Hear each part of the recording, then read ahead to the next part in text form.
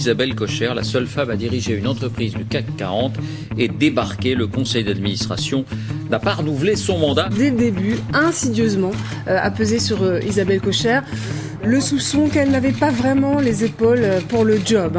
C'était notamment le point de vue d'Emmanuel Macron, qui était ministre de l'économie lorsqu'elle avait été nommée en 2016.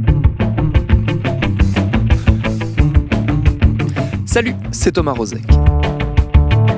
C'est un feuilleton du début d'année qui certes est passé relativement inaperçu vu l'actualité chargée entre réforme des retraites, épidémie de coronavirus et sextape politique, mais qui est riche d'enseignements sur la façon dont notre monde fonctionne. Ce feuilleton, c'est celui qui a abouti au départ d'Isabelle Kocher de la direction générale du groupe Engie, l'ancien GDF Suez. Un départ précipité sous pression d'un conseil d'administration devenu hostile. Alors dit comme ça peut faire très les petites nouvelles du monde économique à milieu de la vraie vie des vrais gens, mais ce serait oublier une chose. Isabelle Kocher était jusqu'à son débarquement brutal début 2020 la seule femme à diriger un groupe du CAC 40, la seule grande patronne dans un milieu de grands patrons, ces étranges figures médiatico-politico-économiques, puissantes mais finalement assez méconnues. Alors d'où nous viennent-ils, ces grands patrons? Et qu'est-ce que leur rôle désormais clé nous dit de l'état de notre société? Ce sera notre épisode du jour. Bienvenue dans Programme B. Moi, je l'avais dit que de toute façon, M. Bernard Arnault, c'était quelqu'un de bien. Vous savez, eux, c'est un peu la génération. Mais c'est un mec du schnorr, comme on dit. Il est milliardaire, il est milliardaire. Tant mieux, oui. Mais quelque part, comme vous le dites, il a quand même un brin d'humanité. Avant de décortiquer cet univers, il faut bien savoir de quoi on parle. Alors j'ai posé la question à Hervé Joly, chercheur au CNRS à Lyon, spécialiste de l'histoire et de la sociologie des dirigeants d'entreprise. Je lui ai demandé tout simplement, quand on parle de grands patrons, concrètement, on parle de qui ? On parle des dirigeants des grandes entreprises. Bon, alors souvent on associe ça au CAC 40, qui sont les 40 entreprises qui pèsent le plus lourd à la bourse.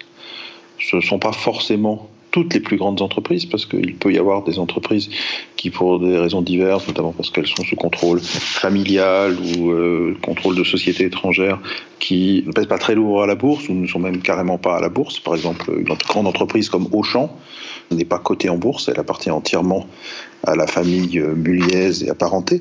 Bon, il viendrait l'idée à personne de dire qu'Auchan n'est pas une grande entreprise, donc les grands patrons ne se réduisent pas tout à fait aux patrons du CAC 40, ils en sont pour une bonne partie.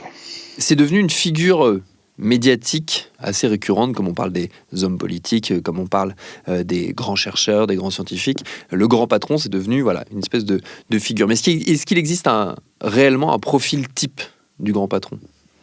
Alors, déjà, c'est plutôt un homme. Il y avait une femme, il y a eu quelques femmes, mais très très peu. Bon, récemment, il y avait Isabelle Kocher qui vient d'être débarquée de son poste de directeur général d'Engie. Il y a eu avant Anne Lauvergeon à la tête d'Areva, mais ce sont vraiment des exceptions. Donc, le premier élément, c'est quand même que ce sont des hommes. Bon, plutôt des hommes quinquagénaires, sexagénaires. On est rarement grand patron avant 45, surtout 50 ans. Ensuite, ce sont plutôt des grands patrons des entreprises françaises, des Français, mais il y a de plus en plus d'exceptions. Bon, le nouveau directeur général de Renault, par exemple, est un Espagnol. Ce sont très souvent des gens qui ont fait de bonnes études, comme on dit, qui sont sortis, alors dans le système français, des plus grandes écoles. J'ai suivi un cycle de modèles des écoles républicaines. J'ai fait un parcours républicain qui s'est terminé par l'ENA. J'ai fait des études plutôt classiques, j'ai fait Sciences Po et puis ensuite j'ai fait l'ENA parce que j'avais envie de servir mon pays. Le hasard des études et du système français a fait que j'ai toujours été relativement à l'aise avec les études et donc j'ai fait l'école polytechnique. Avec le paradoxe que beaucoup sont sortis d'écoles qui, a priori, ne sont pas destinées au départ à former des grands patrons, puisque beaucoup sortent de Polytechnique, qui historiquement est une école, et toujours d'ailleurs une école militaire, et qui avait au départ pour vocation plutôt à former des officiers ou des hauts fonctionnaires. L'ENA aussi, qui a formé aussi beaucoup de grands patrons, alors que ce n'est pas sa vocation originelle, puisqu'elle est de former bien sûr des hauts fonctionnaires. Bon, après, d'autres viennent d'écoles d'ingénieurs civils destinées à des carrières dans le secteur privé, ou alors viennent des grandes écoles de commerce comme HEC. Généralement, les grands patrons ont fait des formations dans les écoles les plus prestigieuses, grandes écoles françaises. L'une des questions qui m'interroge, moi, c'est que on a tendance à voir ces figures-là comme étant des solitaires, quelque part, ou en tout cas des personnalités très fortes qui fonctionnent de manière indépendante, individuelle. Et ce que je me demande, c'est de quelle mesure ces grands patrons forment un corps, et un corps qui échange et qui fonctionne collectivement. Alors, déjà, ce sont des solitaires parce que ce sont eux qui sont comme figures mises en avant par leur entreprise. Un grand patron, c'est soit un PDG ou un directeur général. C'est un peu aussi le porte-parole de l'entreprise. D'ailleurs, par exemple, les Allemands parlent parfois de Sprecher pour dirigeants de grandes entreprises.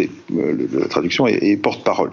Donc, évidemment, c'est la figure qui a vocation à représenter, à incarner l'entreprise publiquement, dans les médias, etc. Ils sont un peu les porte-parole d'une équipe aussi. Les entreprises s'appuient aujourd'hui toujours sur un comité exécutif qui compte 5-10 personnes, qui sont les grands directeurs de l'entreprise. Et le PDG, le directeur général, et le primus inter pares, le principal d'entre eux. Voilà. Donc, en fait, ils ne prennent rarement des décisions seuls, des grandes décisions seuls. Ils doivent s'appuyer sur leur comité exécutif. Ils doivent aussi faire avaliser leurs décisions par le conseil d'administration. Alors, évidemment, on a longtemps considéré que s'agissait de formalité, parce que même si c'est le conseil d'administration qui juridiquement nomme le PDG ou le directeur général, souvent, surtout lorsque les gens sont en place depuis un certain temps, leur conseil d'administration est un peu à leurs mains, parce que souvent ils ont fait en sorte de pouvoir, comme en même temps, notamment lorsqu'ils sont PDG, ils sont à la fois président du conseil d'administration et directeur général, ils président l'instance qui est chargée de les contrôler, ce qui est un peu un paradoxe dans le système français.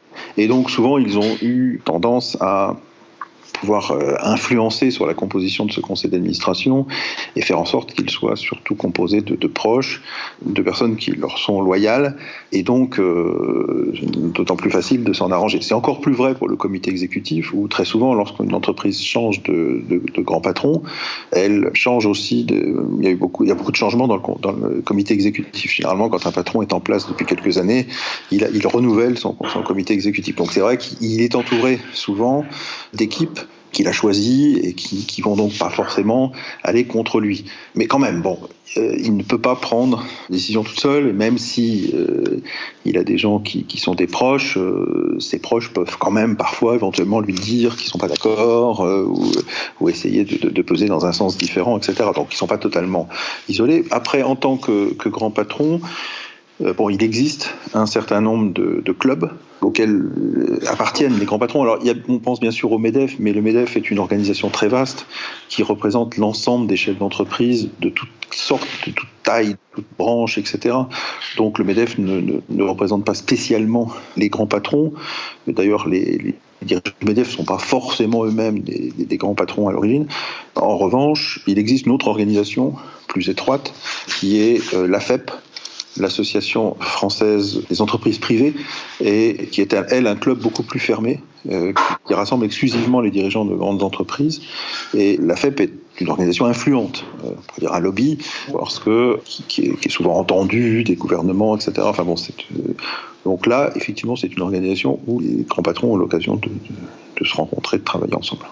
Une fois tout ça posé, reste à savoir de quelle façon cet univers globalement masculin et globalement homogène perçoit et prend en compte les évolutions et les demandes de changement dans la société qui l'entoure. Pour la faire courte, est-ce que ce monde des grands patrons est en mesure d'évoluer ou demeure-t-il résolument conservateur ? J'ai posé la question à un autre spécialiste du sujet, François-Xavier Dudouet, sociologue et politiste, chercheur lui aussi au CNRS, mais à l'université Paris-Dauphine. Alors, c'est absolument pas milieu conservateur. C'est-à-dire que plus je travaille dessus, ça fait quand même près de 20 ans que je travaille dessus, plus je me rends compte que Le conservatisme qu'on attribue au monde, entre guillemets, des grands patrons, des dirigeants d'entreprise, est un conservatisme idéologique qui avait été porté par les discours d'extrême gauche, de marxistes. C'est effectivement la réaction, c'est le capital, par définition.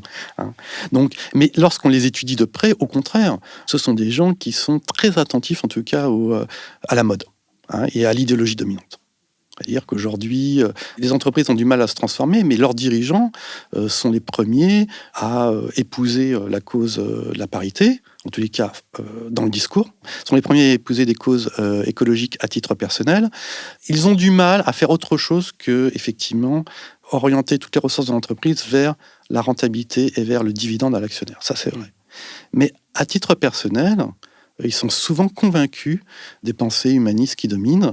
Et d'ailleurs, ça crée chez eux des dissonances cognitives qui sont assez curieuses. Mais ils sont pas du tout fermés à ce qui se passe dans le reste du monde. Et parfois, ils sont même proactifs. Ils contribuent au débat. Même si concrètement, ils font pas grand-chose, ils sont pas du tout hermétiques au grand courant du moment. Est-ce que leur position a également changé du fait de l'intérêt médiatique qui serait différent? Est-ce que c'est désormais une figure médiatique, le grand patron? Est-ce que ça n'était pas déjà le cas avant? Ou est-ce que finalement ça a toujours été une figure médiatique et c'est juste qu'on la perçoit un peu différemment aujourd'hui? Alors je ne suis pas un expert de l'histoire du patronat et des dirigeants de grandes entreprises du point de vue médiatique. Par contre, j'ai le sentiment qu'ils ont toujours été sur le devant de la scène. Certains ont instrumenté les médias, les ont achetés, notamment pour se mettre en valeur. Certains ont toujours travaillé, comme Michel-Édouard Leclerc, pour se vendre en même temps qu'ils vendaient leur entreprise. Mais c'était le cas d'Henry Ford aussi. Donc, ça a toujours été des personnages publics, à leur corps défendant ou volontairement. Donc, voilà, l'intérêt pour cette population-là n'est pas nouvelle. Elle a toujours existé. Ils ont toujours fait l'objet de critiques, nécessairement, parce qu'effectivement, ils concentrent le capital, et donc se pose nécessairement la question, lorsqu'on les interroge, la question de la répartition des richesses. Et ça, c'est la question à laquelle ils ont toujours énormément de mal à répondre. La grande idéologie qui les a servis pendant 30-40 ans, ça a été l'idéologie qu'avait développée Milton Friedman en 70, en disant la responsabilité sociale des chefs d'entreprise, c'est de servir les intérêts de l'actionnaire. Pourquoi ? Parce que c'est l'idéologie libérale qui veut que nul ne doit imposer à autrui ce qu'il doit faire. Donc l'État ne doit pas dire comment doit être régulée l'économie. Chacun doit pouvoir en fait s'enrichir librement. Et donc les chefs d'entreprise n'ont pas à s'occuper du bien-être de leurs employés ou de la société en général ou de l'environnement. Ils ont à servir l'actionnaire et comme ça, ils accomplissent leur devoir. Bon, alors ça, c'est en train d'être complètement remis en cause sur le plan idéologique. Dans la pratique, pas du tout. Le patron continue, et même les dirigeants subalternes continuent à considérer qu'en fait, ils doivent servir l'intérêt de l'actionnaire parce qu'en fait, ils croient en quelque chose qui est faux. Mais tout le monde y croit. C'est-à-dire une croyance en fait, qui fait tenir le capitalisme contemporain, c'est qu'ils croient que les actionnaires sont les propriétaires de l'entreprise. Et donc, parce qu'ils seraient propriétaires, donc ils seraient en droit d'attendre un retour sur l'investissement de la même manière que quelqu'un qui loue un appartement est en droit d'attendre un retour sur sa location. Or, les actionnaires ne sont pas des propriétaires.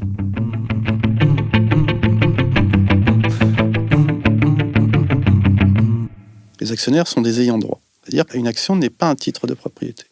Et la révolution qui attend en fait le capitalisme, c'est ça. C'est-à-dire à partir du moment où on admet que les actionnaires ne sont pas des propriétaires, alors qu'est-ce qui justifie qu'on verse autant de dividendes ?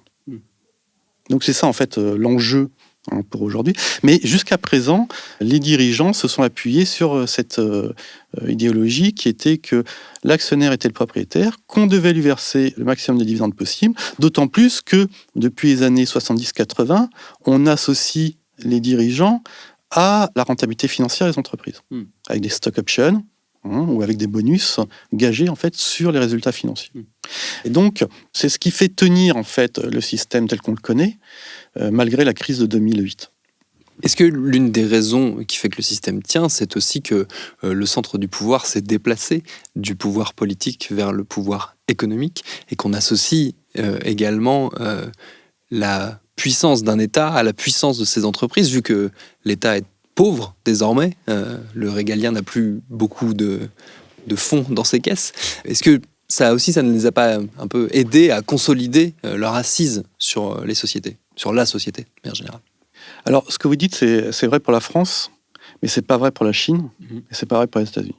C'est-à-dire que dans ces deux pays, l'État est resté très puissant, et j'ai même envie de dire, il se renforce considérablement.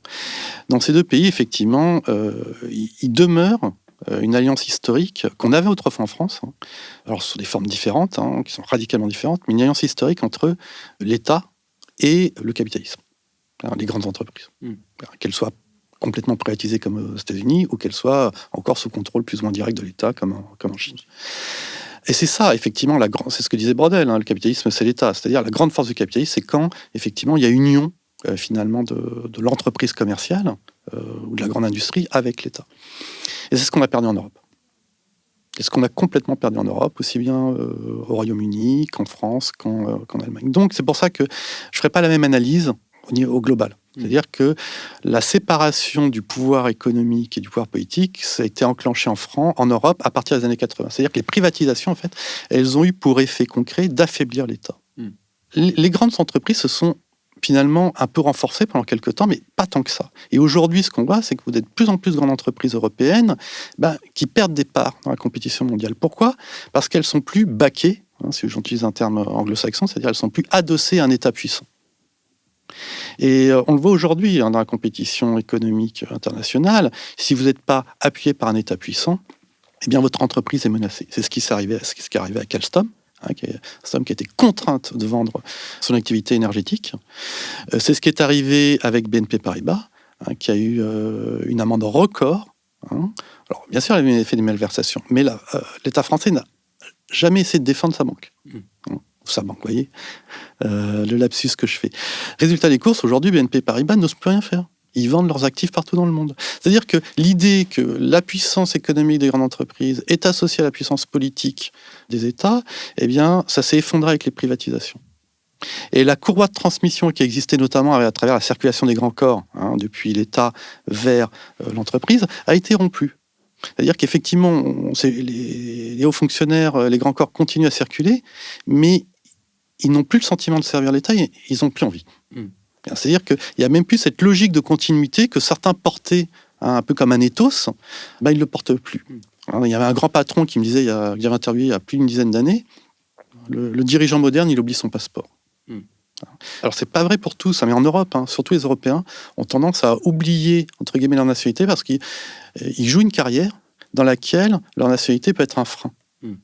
Et donc, finalement, ils tentent de la mettre de côté pour pouvoir avoir leur carrière corporatique, leur cursus honorum dans la grande entreprise, qu'elle soit française ou d'origine française ou autre, et donc ils l'abandonnent. Mais c'est pas le cas de tous les dirigeants. Les dirigeants américains n'abandonnent absolument pas leur nationalité, ni les Chinois, ni les Japonais.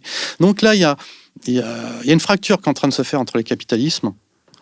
Mais même les Mexicains, par exemple, les Mexicains, qui ont un capitalisme familial très fort, ils cultivent à fond leur identité mexicaine, quand bien même ils vont faire des études aux États-Unis, quand ils reviennent, c'est pour défendre l'intérêt. Il y a un capitalisme mexicain très très fort parce qu'il reste sur des bases nationales. Et ça, c'est quelque chose qu'on est en train de perdre complètement en Europe.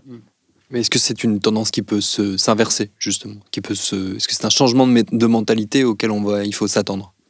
Ça veut dire qu'il faut prôner un retour du patriotisme économique. C'est pas du tout ce qui domine dans les médias, ni dans la bouche des dirigeants actuellement. C'est-à-dire qu'au contraire, parler de patriotisme économique, c'est souvent les partis extrêmes qui en parlent. C'est pas dans l'air du temps. Voilà. Et donc, le patron, comme il aime bien suivre l'air du temps, il s'y est pas mis. Ceci dit, il y en a quelques-uns qui ont commencé à comprendre le danger. Il y a quelques entreprises, par exemple, qui se désengagent du dollar, justement pour plus être soumis à ce qui est arrivé à BNP Paribas, c'est-à-dire le fait d'utiliser le dollar dans une transaction qui ne concerne pas les États-Unis, eh bien, aujourd'hui, ça vaut mise en cause devant les tribunaux américains.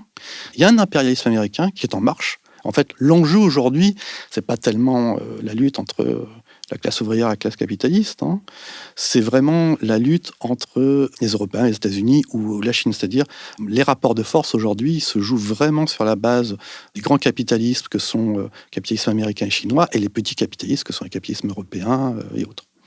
Et dans cette guerre d'influence, quel rôle doivent jouer les grands patrons, peuvent jouer les grands patrons, justement? C'est compliqué, en fait, de leur donner un rôle parce que Il y a quelque chose qui caractérise quand même les grands patrons en général, même à l'époque des 30 Glorieuses, quand l'État était très très présent, c'est que tout grands patrons qu'ils sont, ils travaillent d'abord pour l'entreprise. Et même là, hier soir, j'entendais le dirigeant de Facebook en France, il veut bien faire beaucoup de choses, mais dès qu'il s'agit par exemple de réguler les pratiques sur Internet, il veut rien faire sans la loi. C'est-à-dire que les grands patrons ne feront rien sans une alliance étroite avec l'État.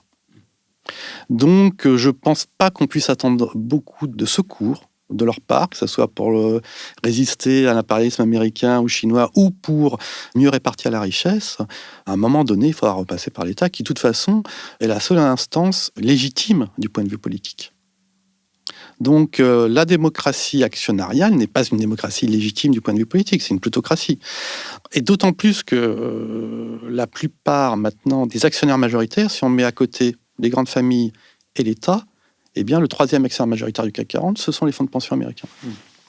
Et qui sont assez actifs. Donc, je pense qu'ils feront rien. Ils ne feront rien d'eux-mêmes. Et que si on veut qu'ils changent leur manière de faire, déjà, il faut changer les formations. Il faut leur apprendre qu'il y a autre chose que la valeur actionnariale. Et d'autre part, il faut que l'État reprenne la main en tant qu'État.